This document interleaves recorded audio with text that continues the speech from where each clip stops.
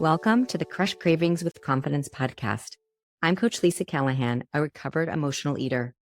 I ended decades of self-inflicted struggles with food through taking a journey of self-discovery, which revealed the secrets of what was going on underneath the food. Throughout this podcast, we'll explore topics that are rarely talked about, like low self-esteem, lack of confidence, people-pleasing, and decades of self-sabotaging behaviors. Rather than just focusing on the food, we'll dive deeper into aspects of who you are as a person and how you ended up relying on food for comfort to begin with. My mission is simple: to empower women to regain their confidence and prioritize self-love, regardless of the number on the scale. Discover what you've really been craving, and trust me, it's not about the food. This podcast is based on insights shared from the Women's Emotional Eating Community Support Group on Facebook, so be sure to check out the show notes for the link to the group and a complimentary gift just for you. Now, let's dive into today's episode.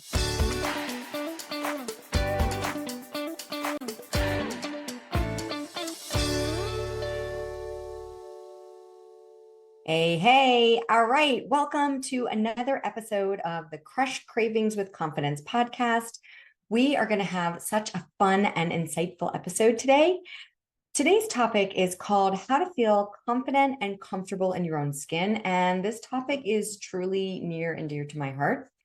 I struggled with pretty severe body dysmorphia for decades, and I had a painfully distorted relationship with my image in the mirror. If you don't know what body dysmorphia is, it's a condition where people get preoccupied with a perceived flaw in their appearance, and the flaws are often unnoticeable to others, but to the person that's struggling with that, every single day is an opportunity to basically criticize yourself from every which way. And I sort of knew that I had this body dysmorphia, or I had this like distorted image going on, because I used to think to myself sometimes, like, I wish I could see the real me, but I was very mean to my body. I was very angry with myself, and I would oftentimes like abuse my own body just because I hated it so much, whether that meant I was calling myself names or whether I was actually like grabbing the fat on my body, or like maybe even just like punching my thighs, or like, kind of grabbing myself in an aggressive way, just to point out the things that I felt were flaws. In addition to being super critical to my image in the mirror, I really just had this terrible relationship with my frenemy, the scale. So the scale and I had a pretty twisted passive-aggressive relationship. We'd often meet like 4 or 5 times a day, which is way too many like times a day to weigh yourself. And I had so much focus on my weight, but at the time, I just didn't know any better, so I couldn't do any better. So I had this thing where I wouldn't believe the number on the scale. So just as an example, let's say I had a really bad day with binge eating, and later that day, I did some insane workout to try and counterbalance the binge, which honestly, just as a side note, I didn't realize that working out to an extreme amount after doing a binge to try and counterbalance it, like that was my goal. I didn't realize that that's actually a form of bulimia, but I did not know that. And actually, I just learned that recently. So going back to the scale, probably because I did the monster workout, maybe I'd lose a few pounds. Maybe it was like fluid or something, like it wasn't real weight, but it was like water weight. But then I'd step on the scale, I'd see that it was down a pound or two, and my mind would just be like, I would just like change directions in my head, and I'd be like, that can't be, that has to be a mistake. So even if I got what I said I wanted, which was to lose weight, I didn't believe it. So I'd have to actually go out and take a 10-pound dumbbell, come back in, weigh the dumbbell to make sure that the number on the scale was accurate. And even after I confirmed that the number on the scale was accurate, I would still look in the mirror and say things like, how can I have lost weight when you ate an entire box of cookies yesterday? Like, how could that be possible? So nothing was ever good enough. It really didn't matter whether I gained weight or I lost weight. I never felt like I was good enough, because deep down, there was this fundamental feeling that I was flawed.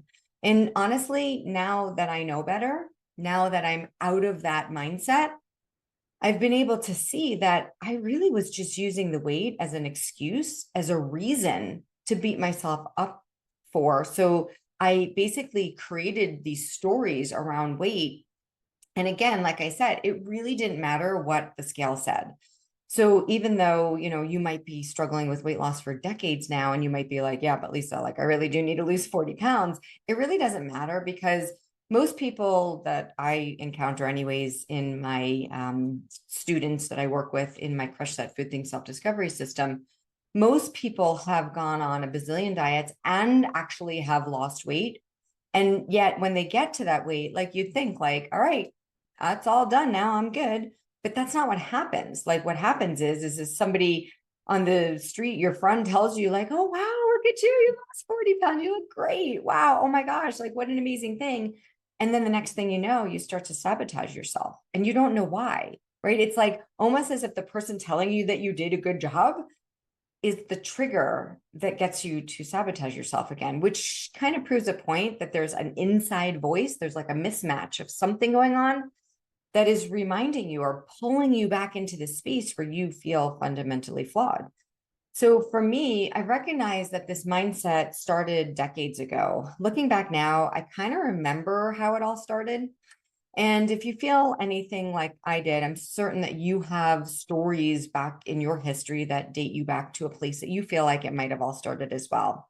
So for me, one of the first memories that I have is when I was about 5 years old. I had just gotten my first two-wheeler bike, and a neighbor who was older than me challenged me to a race. Now, honestly, I can't remember if this was my neighbor or my sister, to be honest with you, but it really doesn't matter. And that's the point about it. It's like the story in my head is so vivid, but it wasn't even like who did it or who I was racing with. It just matters that I remember this particular thing feeling like it was the ignition, like the igniting of a point where I recognized that I felt like I was different, or I felt like my body image was different than others. So here I was on my new bike. It was a green bike with white wheels. It was awesome. And I had just learned how to ride the two-wheeler, and I was certain that my new bike was going to make me so super fast. So I was challenged to this race and I started riding down the hill as fast as I could. But because this person was on foot, she cut through all the neighborhood lawns and we got to base, which happened to be my house. And I was so surprised. I looked down at my bike and I was like, what? Like, how could this bike have failed me? Like, I really thought that this bike was going to make me super fast. So as I headed up the concrete steps to my front porch, the girl started singing a song. And I'll never forget this. She said, Fat and Skinny had a race all around the steeplechase. Fat fell down and broke her face, and Skinny won the race. And that was where I started thinking about things. And I was like, honestly, I couldn't argue very much. Like by that age already, maybe like 6 years old or so, 5 or 6, I had already heard the words, being descriptive of me. Lisa's stocky. She's thick. She's hefty. She's zaptic, which is like a Yiddish word for like all of that. And so I began to accept at that time that I was these things, and other people I had heard being described as bean poles or skinny minis.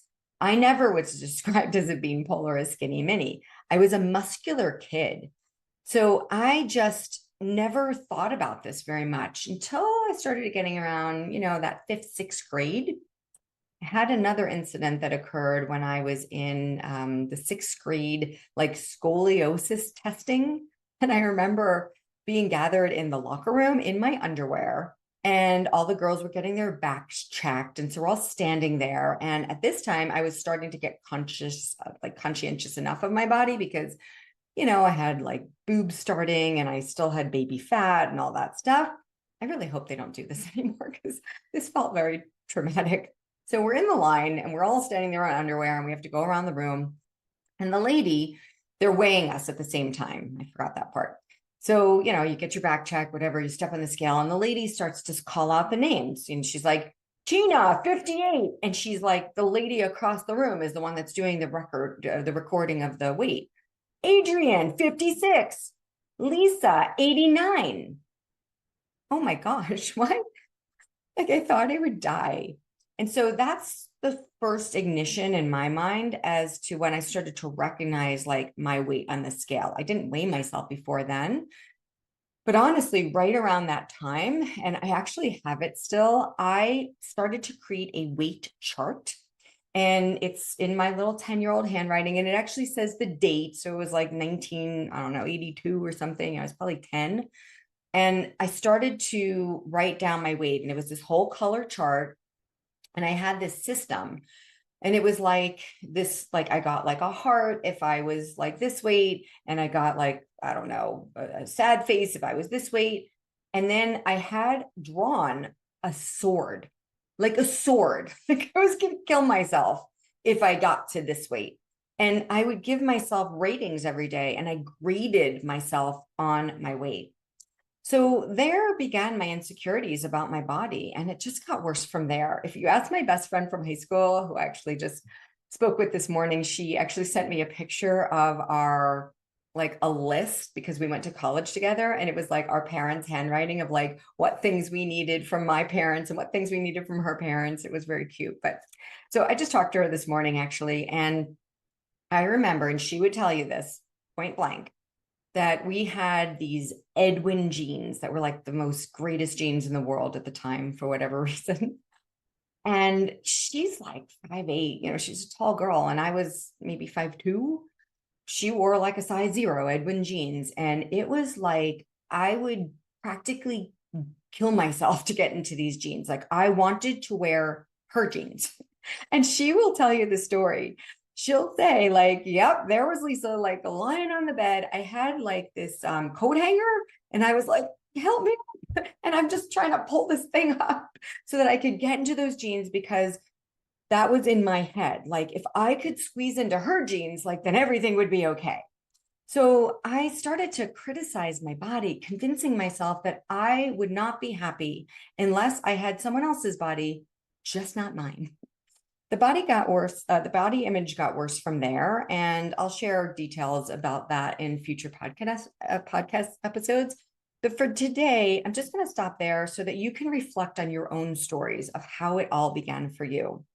So the reason why this is so important is because as much as it might feel like you've been struggling your entire life with all of these body image issues, because I talk to thousands of women and I'll ask them, like, when did this all start for you? And they're like, this has been going on since I'm born. There's a quote from Elizabeth Gilbert, and she says in her book, Eat, Pray, Love, never forget that once upon a time in an unguarded moment, you recognized yourself as a friend.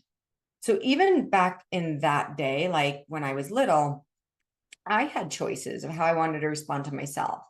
And I responded to myself in ways that had me comparing myself to others, that had me judging others that they were looking right and that I was looking wrong.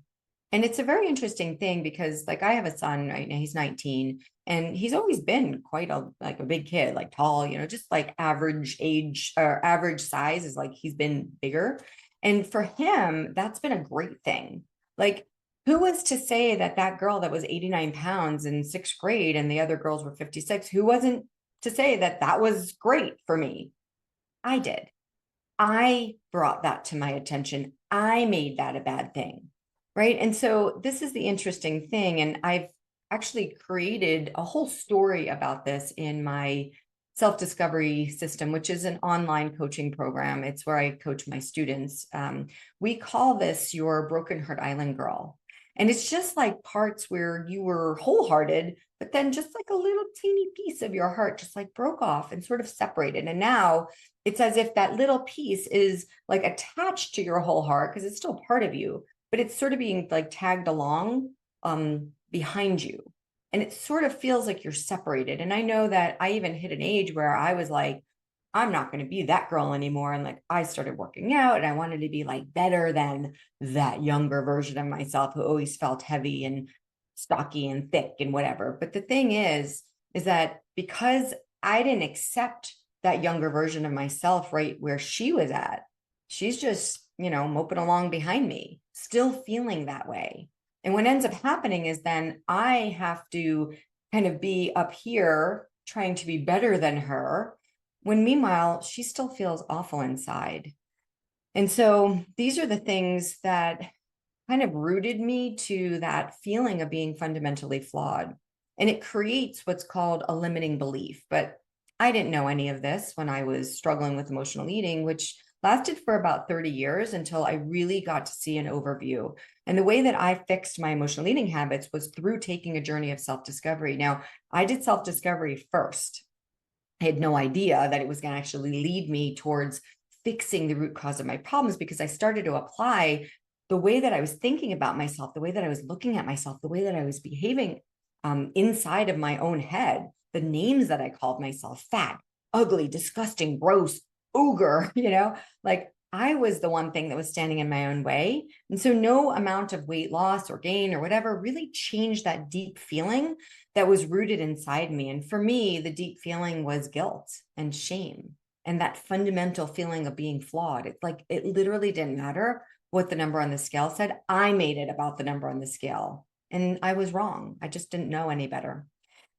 Which is why I feel like this topic, how to feel confident and comfortable in your own skin, is such an important thing, because there's a quote from Brene Brown. She says, "What stands in the way becomes the way."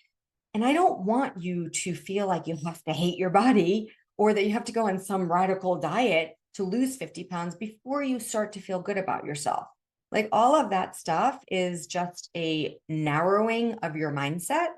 Because again, and this is actually a quote from Henry Ford, it's like, whether you think you can or you think you can't, you'll be right. And so we start to pay attention and we're like, oh, if I just didn't have these thunder thighs, then I'd be okay. If I could just look like my best friend Sally, who's a beanpole, then I'd be okay.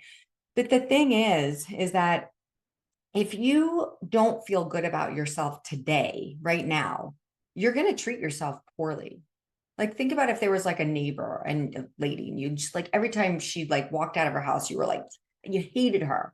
And then she's trying to ask you to do nice things for her. You'd be like, I don't know about that. Like, you might not want to put the effort in. So if that's how you feel about yourself, it doesn't like shock me that you're not treating yourself well by putting, purposeful foods into your mouth, or that you're just like, I'm too exhausted, who cares? Or that you're like, well, I live alone, I don't want to cook for myself, or that I live with a big family and they don't like to eat, healthful foods. So like, what am I going to do about it? Like, the fact that you wouldn't put in the effort for yourself wouldn't shock me if you don't like yourself right now.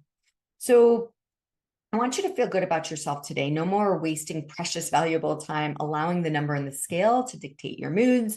No more feeling disappointed in yourself when you didn't lose as much weight as you had hoped for, or looking in the mirror after you do lose weight thinking like, oh, well, now I got all the skin hanging. Like, if it's never going to be good enough, then there's a problem that's deeper than your external weight. So I want you to be able to like yourself and love yourself right now where you're at, and accept that you're just doing the best that you can with what you know how to do right now. And once you know better, you'll be able to do better. So I want you to actually start to think about it as just like, well, hang on a minute. Like, I never really thought about this before. I remember the first time that I really recognized with awareness that like I had a problem with myself. I was actually taking a self-discovery class, and there were some women in the room that were on the larger side. I mean, I'm not going to lie, like they just were. And they asked us in the class, they said, what do you feel like your greatest flaw is? And my mind was like immediately went to my body. Of course, how could I think that? I got to lose weight. I got to. But at the time, like I was an Ironman athlete. And for those of you who don't know what that is, it's a really long race where you swim, you bike, you run. I did 2 Ironman. And I mean, these are like 13-hour long races. So when my training was like 20 hours a week, it was like a part-time job. Plus I coached and I taught people running and swimming and biking, and I was all over the place. So I did not have like a weight issue at that time, but no matter what I thought, that was still my first focus. That was my first flaw. So we go around the room, and I'm actually the last one. And they asked these two, everybody in the class, and there was like 30 people. So every single person, not one person said that they felt like their body was the flaw. And so we get to these women, and I'm thinking these women are going to say, well, it's always been my weight. They didn't say that.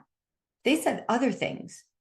So it got to me, and I stand up, and I start to cry actually, because I'm like, what the heck is wrong with me? Like there is clearly something wrong with me. 30 people went through the room. talking about their flaws or things that they wish they could have differently, whatever. And not one person talked about their body. And that was the first thought that came to my head. I'm like, what the heck is going on here?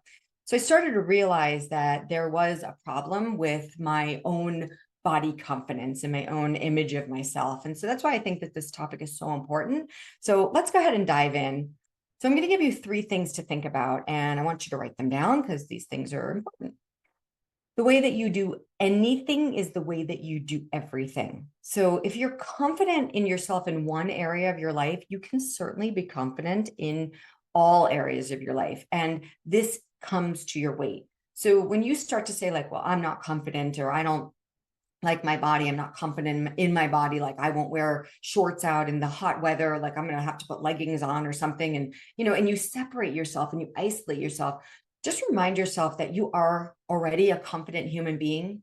You take care of people. You might be, I don't know, maybe you're a mom, maybe you're a grandma, maybe you are a great sewer, maybe you're a great baker, maybe you're, a wonderful friend. Like, you have so many different areas of your life that you're already confident in yourself in, and your body is all part of you. Like, sometimes we separate it. Like, we think our mind is over here and our body is over here. No, you are one human being. So the way that you do anything is the way that you do everything. So if you've heard different podcasts that I've made, or ever listened to me talk before, like, the way that you're thinking, sometimes you can be the one thing that's standing in your own way. So the first thing that you're going to have to do to begin to gain confidence in yourself is you're going to have to stop talking about yourself in a way that is not nice, period. That's like step 1. You will not be able to get past this if you don't accomplish that first step. So just the fact that you're focused on your weight, that is going to keep you stuck in the muck of your own mind, and there will be no way out until you decide that you've had enough self-sabotage, because all of the negative thinking in your head is causing you to stay stuck. Because when you're hyper focused on your weight, you're not going to be able to stay present and enjoy your life today. And then you'll move into a second point that I want to bring out, which is, I'll be happy when. If you feel like you'll be happy when, you will not be able to be happy now. And you'll actually have to prove to yourself that you're not happy now, which will cause you to stay stuck in the muck of your mind. So this is terrible for your self-confidence. And the third thing that I wanted to bring to you is that confidence is a muscle. It's just practice. You get good at what you practice. So if you practice your self-confidence, you will continue to grow it just like a muscle. But if you focus on the things that you don't want, you'll get good at that. So what do you want to be good at? Do you want to be good at telling yourself how horrible you are? Or do you want to be good at telling yourself that you love and like yourself just the way you are right now, without pointing out all of the things that you hate about yourself? Because let me just say one more thing. When you're pointing out all of the things that you hate about yourself, you're also comparing yourself to others, number 1, and you're judging others. You're giving them permission to be right, and then you're telling yourself that you're wrong. Well, the interesting thing is that we're all unreliable narrators of each other's stories, and they might be doing the same thing with you, period. They might be saying, oh, wow, like, I have terrible hair, but look at you who has awesome hair. But you might be overweight looking at their body, and like, seriously, comparison is a thief of happiness. So to sum things up, the way that you begin to feel comfortable and confident in your own skin is to, number 1, stop labeling yourself as not being confident, because you will always get more of what you focus on. Number 2, recognize that many of your thoughts are the same thoughts that are meant to keep you stuck. You don't have to believe everything you think.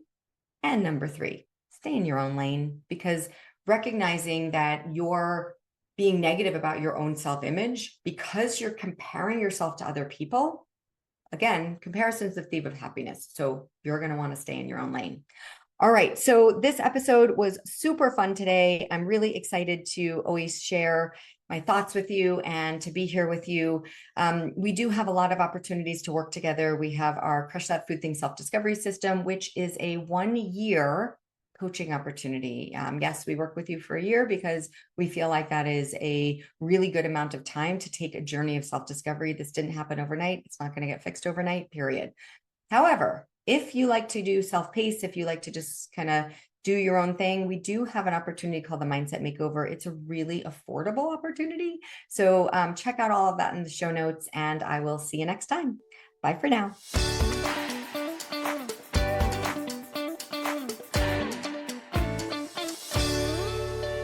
All right, my beautiful friend, that brings us to the end of another episode from the Crush Cravings with Confidence podcast. I hope you enjoyed listening today and took something from our conversation that you are going to put into immediate action. I love spending time with you and would be so grateful if you would share this podcast with at least one friend today who you think might be struggling too. And don't forget to hit the subscribe button so that you don't miss out on any other amazing topics. And please, please do leave me a review. It would mean the world to me. Thanks again for listening, and I'll see you in the next one. Bye for now.